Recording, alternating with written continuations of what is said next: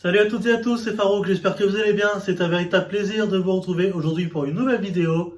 Cher Moldu, chers sorciers, chers sorcières, vous l'avez vu dans le titre, aujourd'hui nous allons parler de l'amitié. C'est un sujet qui peut paraître un peu mièvre au premier abord, mais vous allez voir que ce sujet est très présent dans la saga Harry Potter, et je dirais même plus qu'il a une importance capitale. Et comme dans la vie réelle, ce sujet reflète bien de la complicité des relations humaines. Bien évidemment, comme je l'ai dit dans ma vidéo sur les fréquentations, nos relations ont un impact direct sur notre vie.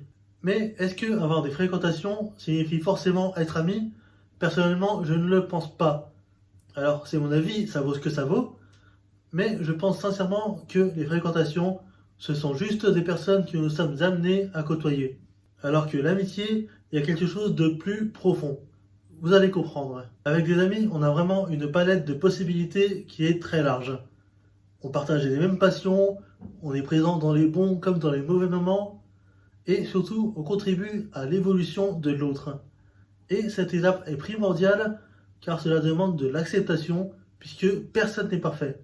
La preuve, j'ai des amis qui sont supporters du PSG. Vraiment, n'importe quoi les gars. Et dans le cas de Dudley Dursley, je pense sincèrement que sa bande de potes, c'est juste une bande qui ne sont pas vraiment amis avec lui, puisqu'ils ne contribuent absolument pas à son évolution, et fonce avec lui dans ses bêtises. Il couinait comme un cochon. Ouais, un beau crochet, Big D. T'as vu sa tête? Hey, Big D! Tu as encore frappé un môme? Celui-là l'avait cherché. Ouais. 5 contre 1. Quel courage! Tu peux parler, toi? Tu pleurniches en dormant toutes les nuits. Moi, au moins, j'ai pas peur de mon oreiller. On est d'accord, avec des amis comme ça, pas besoin d'ennemis. Mais alors, c'est quoi une vraie amitié? Bien évidemment, je ne pouvais pas faire cette vidéo sans parler du Golden Trio composé de Harry, Ron et Hermione. En effet, ce qui a fait la force de Harry tout au long de la saga, c'est cette amitié très forte qu'il a tissée avec Ron et Hermione.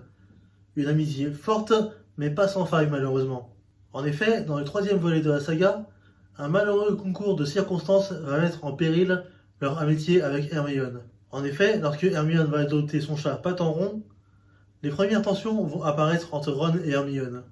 Patenron étant un chat et Croutard étant le rat de Ron, il est compliqué d'empêcher les animaux d'aller contre leur nature.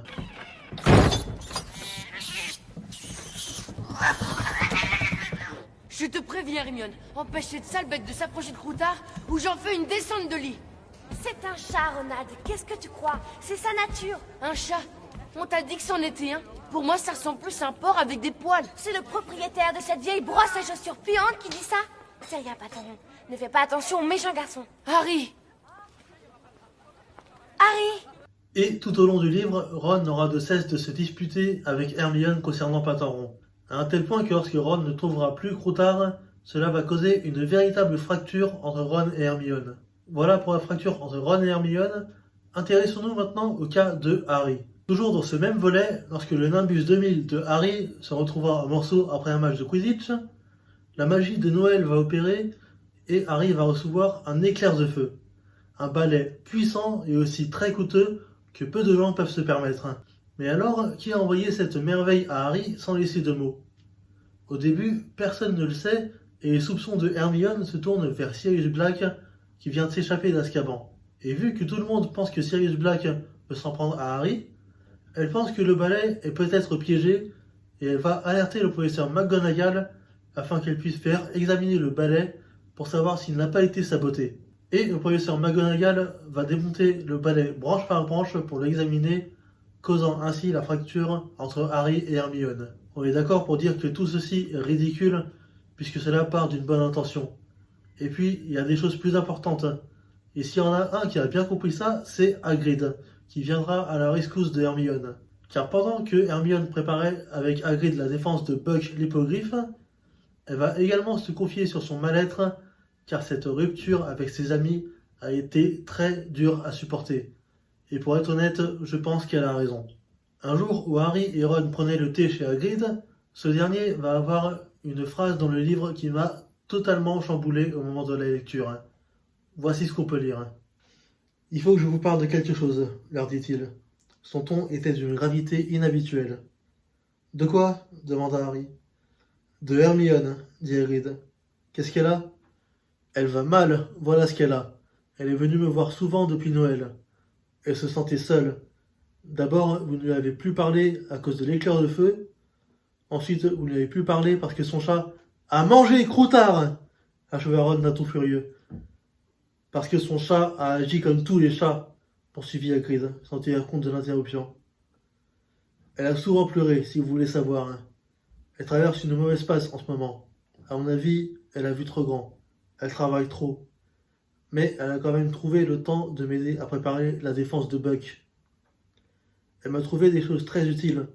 Je crois qu'il a une bonne chance de s'en tirer maintenant. Nous aussi, on aurait bien aimé vous aider, Hagrid. Je suis désolé, dit Harry avec maladresse. Oh, je ne vous en veux pas, répondit Hagrid. Dieu sait que vous avez eu suffisamment à faire. J'ai vu les séances d'entraînement de Quidditch jour et nuit. Mais ce que je voulais vous dire, c'est que je croyais l'amitié plus importante pour vous qu'un balai ou un rat. Voilà tout. Waouh! Cette dernière phrase a une puissance, que l'on aime la saga Harry Potter ou pas, admettez quand même qu'il a plutôt raison. Il arrive qu'on se dispute avec des amis, mais il ne faut pas que ce soit pour de mauvaises raisons. Même si c'est plus facile à dire qu'à faire, il est important de revenir aux fondamentaux de cette amitié et avoir un certain recul de la situation. Une amitié, ça s'entretient. Et rien dans tout ce qu'a fait Hermione n'avait pour but de nuire à Harry ou à Ron. Maintenant, pourquoi se battre pour qu'une amitié reste forte? Ce qui est important de rappeler, c'est que l'amitié est censée apporter un plus à la fréquentation. Mes amis, eux, apportent un véritable plus dans ma vie, et dans la saga Harry Potter, c'est pareil. Tout à l'heure, je vous parlais de Dudley Dursley et de sa bande qui ne lui apportent absolument rien. On a parlé du Golden Trio. Trouvons maintenant autre chose pour ce nouvel exemple. Parlons des maraudeurs, et en particulier de Rémus Lupin. Lors de ma vidéo sur l'amitié homme-femme, je vous parlais de son amitié avec Lily Evans. Mais il ne faut pas oublier que c'était surtout un ami de James, Sirius et Peter. Dans le monde des sorciers, il est compliqué de se faire des amis quand on est un peu différent. Les sangs de bourbe, les demi-géants, les loups-garous. Personne n'est épargné, et dans une école où les confrontations et les jugements sont significatifs, c'est encore pire. Nous avons tous besoin de nos amis quand on traverse des épreuves, des périodes difficiles. Et être rejeté par tout le monde à cause de sa lycanthropie, je pense que dans le monde des sorciers, c'est une épreuve qui a largement sa place dans le classement des pires épreuves. Sachant cela, est-ce que vous pouvez imaginer le soulagement que ça a dû être pour Rémus Lupin de se faire des amis qu'il accepte tel qu'il est? Ils sont devenus des animagus pour lui, qui ont gardé le secret quant à sa nature de loup-garou, des amis fidèles, si on ne tient pas en compte la trahison de Peter Pettigrew. Rémus, Sirius, mes chers vieux amis.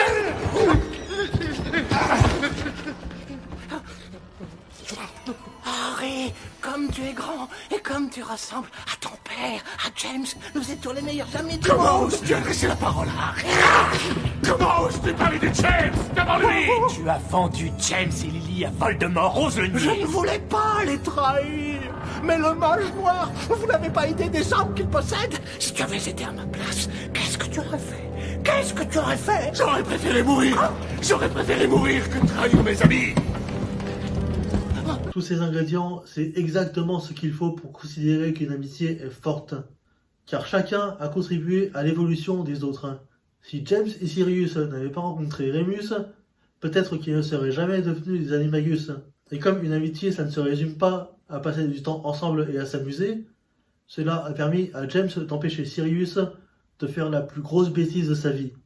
Mais ça, j'en parlerai dans une autre vidéo.